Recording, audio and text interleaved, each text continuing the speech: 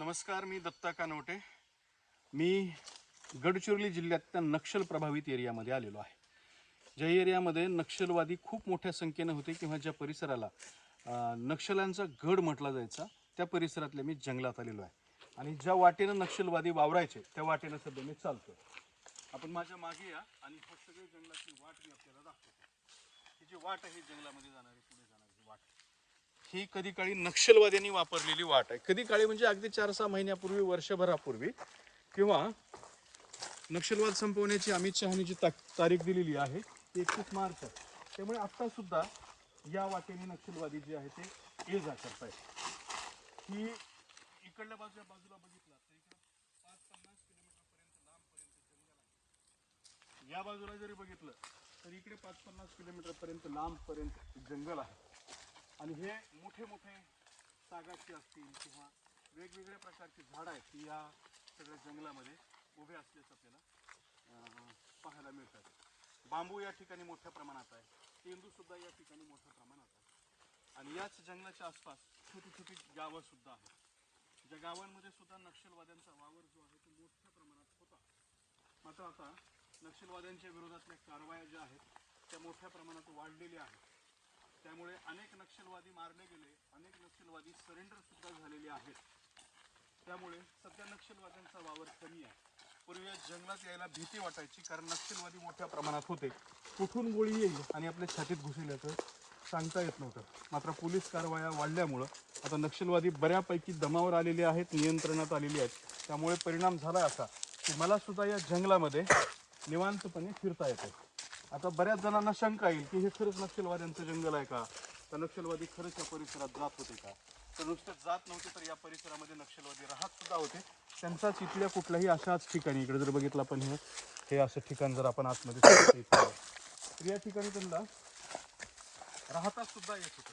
शेपा हे वेलीचं झाड आहे, इकडून बांबू आहे आणि थोडेसे असे आतमध्ये जाता येणार झाड.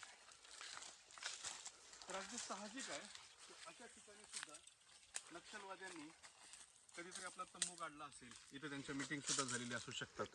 मी नेमका कुठं आहे हे तुम्हाला समजावं यासाठी गुगल मॅपवरून मी लोकेशन दाखवतो. इथं नेटवर्क नाही. सगळ्यात पहिल्यांदा जर बघितलं तर माझं एअरटेल आणि जिओ हे दोन्ही कार्ड आहेत. इकडं एअरटेल आणि BSNLला रेंज असते. BSNLचं कार्ड माझ्याकडे नाही. मात्र एअरटेल जिओ जी आहेत त्यांची इथं नेटवर्क अजिबात नाही. मात्र गुगलवरचं जे लोकेशन आहे ते मात्र या ठिकाणी दाखवते. तर मी नेमकं कुठं दाखवतो. आधी गुगल पूर्णपणे महाराष्ट्रावर आणतो मी. हा सगळा आपला संपूर्ण जो आहे तो महाराष्ट्र आहे आणि मी राहतो इथे छत्रपती संभाजीनगरला. आणि छत्रपती संभाजीनगरवरून मी सुरुवातीला चंद्रपूर आलो. त्यानंतर आणखी थोडंसं जर आपण झूम केलं तर हे सुरजागडची जी मायनिंग जिथं खाण सुरू आहे ते इथं सुद्धा दिसते. गुगल मॅपवरती सुद्धा सुरजागडचं कसं उत्खनन चालू आहे ते सुद्धा दिसतं. हे लाल जे दिसायला लागले तर इथल्या मातीमध्ये मोठ्या प्रमाणात लोह खनिज असल्यामुळे हे सगळं असं लाल दिसतंय, हे सुरजागड वगैरे. आणि मी जो आहे तो सुरजागडच्या खाली हे पहा, इथं भामरागड आहे. आपण जर बघितलं तर हे भामरागड दिसतं इथं. आणि भामरागडच्याही पुढे मी आतमध्ये जंगलात आलेलो आहे या टोकाला. इथूनही थोडासा पुढे आलो होतो, या उंचीच्या ठिकाणापर्यंत आलो होतो. माझ्या इथं जवळ जर बघितलं तर हे इकडल्या बाजूला कोपरशी नावाचं एक 4 घरांचं गाव आहे. 4 घरं, 2 घरं अशी छोटी छोटी सुद्धा गावं या परिसरात आहेत. आणि मी आता सध्या या ठिकाणी आहे इथे. आणि हे सगळं भीषण जंगल आहे. आणि हेच हा जो परिसर आहे पुन्हा एकदा तुम्हाला मी गुगल मॅपवरती दाखवतो की बिनागोंडा असेल, फुलचेरा असेल किंवा मध्य प्रदेश बॉर्डर आहे. इथून इकडे जर गेलो आपण 2 किलोमीटर तर ही छत्तीसगड बॉर्डर आहे. छत्तीसगड महाराष्ट्र बॉर्डर. ही पर्लकोटा नदी आहे आणि हे त्याच्या आतमधून येणारे नाले. आणि हे असं प्रचंड घनगर्द जंगल आहे. आणि याच जंगलामध्ये नक्षलवाद्यांचा जो आहे तो वावर होता. आणि त्याच नक्षलवाद्यांच्या ज्या वाटा त्यांनी तुडवलेल्या होत्या त्याच परिसरातून आपण सध्या जातो. आपल्याला हे मोठं लांब रस्त्यात जंगल जे आहे ते फिरून दाखवतो. बांबू कटाई केलेली आहे. बांबू सुद्धा या ठिकाणी केलेला आहे. बांबू कापणे हा इथल्या आदिवासींचा एक महत्त्वाचा रोजगाराचा भागही समजला जातो. त्यामुळे जंगलामध्ये आदिवासी सुद्धा असतात.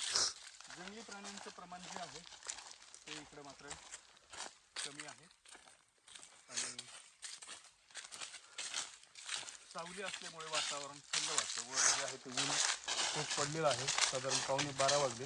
त्यामुळे उन्हाचा तडका सुद्धा आहे, मात्र तो जाणवत नाही, कारण हा गारवा जो आहे तो खूप आहे, वारं सुटलेलं आहे, त्याच्यात सावली आहे, त्यामुळे थंडावा जो आहे तो वाटतो. हे सगळे बांबू सुकलेत आहे, बांबू कापून सुद्धा टाकलेलं आहे, काही जुनं आहे, नवीन बांबू कापलेला आहे. बांबूच्या बुडाला त्याचे वारुळं जे आहे ते सुद्धा या ठिकाणी आलेले आहेत, ते आपण वारुळ बघू शकतो. आणि वरती जे आहे उंचच उंच झाड आहे आणि अत्यंत समृद्ध असं हे जंगल आहे. आणि याच जंगलाच्या आशीर्वादाने, साह्याने नक्षलवाद जो आहे तो या ठिकाणी चळवळ अनेक वर्ष चालली होती, मात्र ती आता चळवळ शेवटच्या घटका मोजते. आणि त्यांच्याच जंगलामध्ये कधी काळी यायला भीती वाटायची, त्या जंगलामध्ये आज मी निर्भयपणे, निर्मुक्तपणे फिरू शकतो. धन्यवाद.